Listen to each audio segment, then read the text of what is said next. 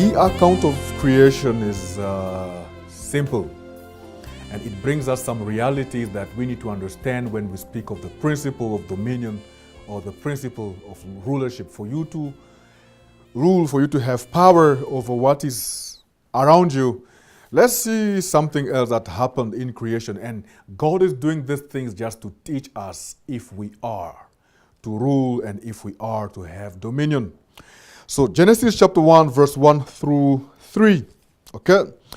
And we read, in the beginning, God created the heaven and the earth. And the earth was without form and void, and the darkness was upon the face of the deep, and the Spirit of God moved upon the face of the waters. And God said, "Let there be light," and there was light. Very interesting. So in the beginning, God created the heavens and the earth, a text we know very well. And there are principles we need to understand in here. The Hebrew word for God here is Elohim. So the text will read that in the beginning, Elohim created the heavens and the earth. But understand, Elohim, like any other Hebrew word that ends with him or im, it is always the plural form of a word. And so Elohim is the plural form of Eloah, which means God. And so when we speak of Elohim, we are speaking of the plurality of God. And so clearly we see the Father, the Son, and the Spirit from the beginning. And I need to clarify this. We cannot limit God with the beginning, because the text in John chapter 1 tells us very clear. And for the sake of clarity, we will need to read John chapter 1. In the beginning was the Word, and the Word was with God, and the Word was God.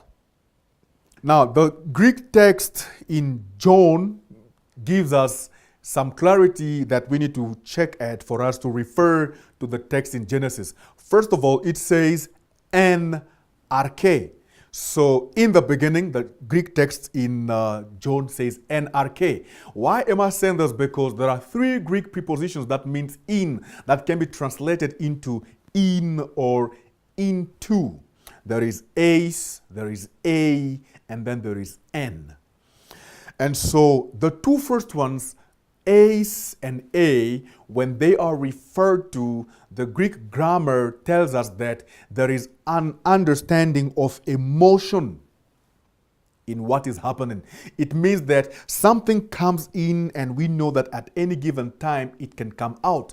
And a good example is I am in a house and I enter in my room, or I enter into the room.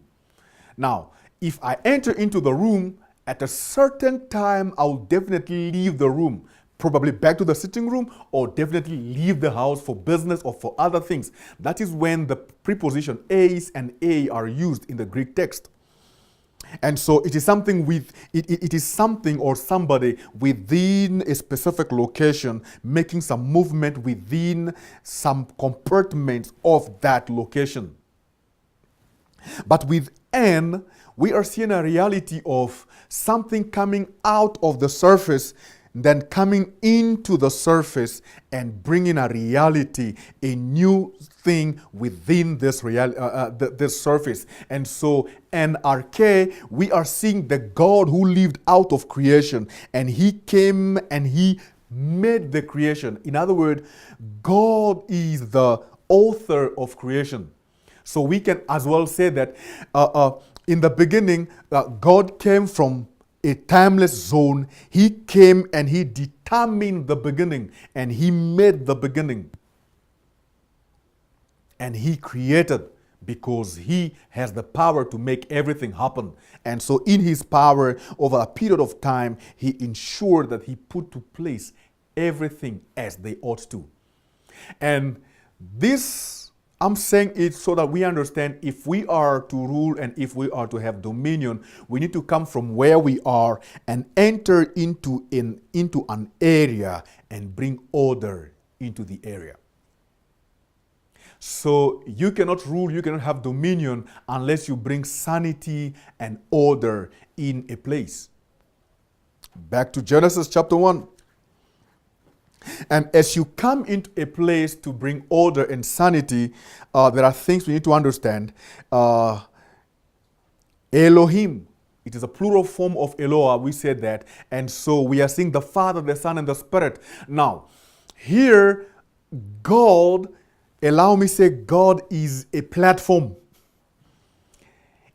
God is a platform that anybody that gets in that platform is called God. I hope it gets into your mind. There is this platform that is of its own class, that nothing else and nobody can ever get there. And if anybody at any given time will have access to that platform, that thing or that person is called God. It is clear to us it is only the Father, the Son, and the Spirit have been at that platform and forever will be in that platform. But they have and the Father, the Son, and the Spirit has been in that platform. And the Father, the Son, and the Spirit will forever be there. But He has come to teach us principles of rulership. So we are seeing three persons with one mind, one purpose. The purpose was creation. The purpose was ensuring that there is newness and there is order. Because when you read the text, you will realize something was happening. There was vast water and there was no form. The earth was void and shapeless, formless. And the spirit of leadership, the spirit of rulership is about bringing order. And so God comes and He says, let there be light. Now, the light here is not the light that we will want to think about, i.e. the sun, the moon, and the stars, because down you realize He also created the stars, the moon, and the sun. The light here that the Lord says, let there be light, it is actually the idea of the order of creation. In other words, you will never be able to rule unless you have put priorities. And right after this, you will see that the function of the light, and the first day He created this, and the second day He created that, and the third day up to the sixth day, and the seventh day He had to rest. Now, that is the structure of the light. The structure of the light is priority in life and having time to rest. And when you set priorities, you need to know what comes first. And for you to know what comes first, it is, what can't I do without? What is essential in that which I want to do? You have a plan, you have a goal you want to achieve. What is essential for you? What is primordial for you? That if this thing is removed, all the rest will collapse. And so that first thing is like the pillar and the rest are built onto it. And so priority is very important if we are to rule, if we are to have dominion. And also we need associations. The Father, the Son, and the Spirit is a symbol of unity and association. You need to look for people who are like-minded. People who think like you in this specific domain, in this specific area. Find people who think like you and you share the vision with them and you see how together you will move into doing something that will change the situation of where you are, bringing order and sanity in a society.